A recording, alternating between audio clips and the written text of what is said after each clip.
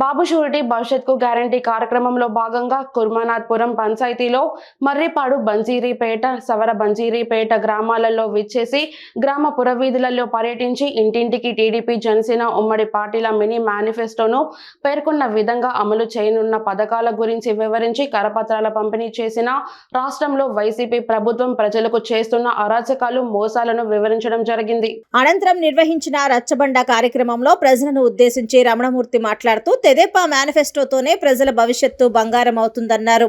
వైకాపా ప్రభుత్వం వల్ల రాష్ట్రం సర్వనాశనమైందని, వైకాపాను సాగనంపకపోతే పేదలందరూ నిరుపేదలుగా మారే ప్రమాదం ఉందన్నారు.